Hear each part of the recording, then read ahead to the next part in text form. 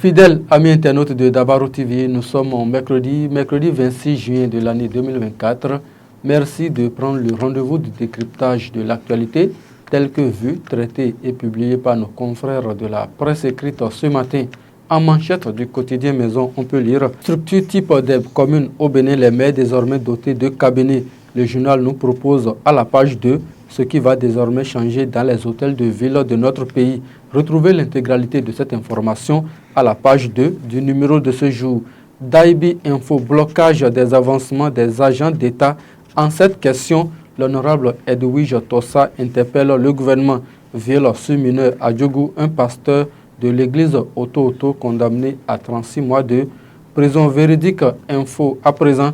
Grande nuit de distinction de la première édition de Nati d'Or Award, les talents et les acteurs du football hautement célébrés.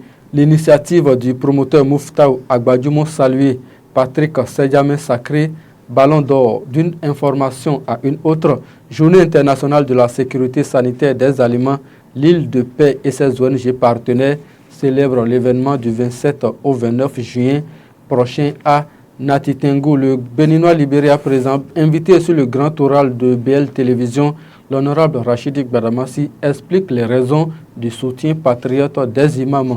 Ces raisons sont à retrouver dans les colonnes du journal de Aboubakar Takou.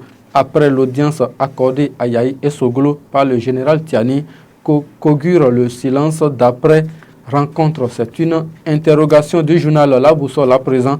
Vaine polémique sur le soutien de certains imams au code électoral. Il ne s'agit pas de l'Union islamique du Bénin, mais plutôt du Haut Conseil des imams du Septentrion.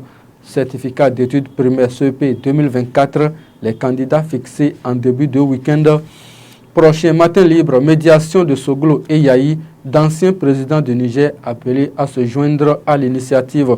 Programme télévision 600 Wan à Parakou, une série d'humour 100% béninois, bientôt sur les écrans de A+.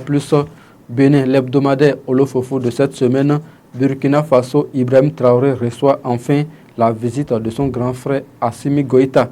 Sénégal, le Fonds monétaire international, mais Bassirou Diomaye Faye et Ousmane Sonko dos au mur au sujet du surendettement du pays. Fraternité ce matin. Après la rencontre avec Tiani, Yahi et Soglo doivent échanger avec le chef de l'État Patrice Talon. Le dégel espéré passe par l'implication des deux pays. Kenya, une manifestation massive contre la loi de finances émaillée de violence, nous informe ce matin le quotidien du Ménotin. On passe aux autres titres du quotidien Maison. Fortification alimentaire en Afrique de l'Ouest. Les acteurs passent en revue les règles de gestion du logotype. Enrichi, une initiative de AIFO UEMOA, la IM UEMOA soutenue par la GIZ et le CRS. Bembereke, pour célébrer ses 25 ans d'existence, FM Non Sénat concocte un programme alléchant. Toujours dans les colonnes du journal Maison, 601 à Parakou sur A+ Bénin. Ça démarre le 8 juillet prochain à 20h30 avec Gros et Métis. En colère contre l'augmentation des taxes, la population kenyane incendie le Parlement. Et c'est sur cette information du Kenya, mesdames et messieurs, que nous mettons un thème à la revue des titres de ce matin. Merci à toute l'équipe de réalisation. À très bientôt.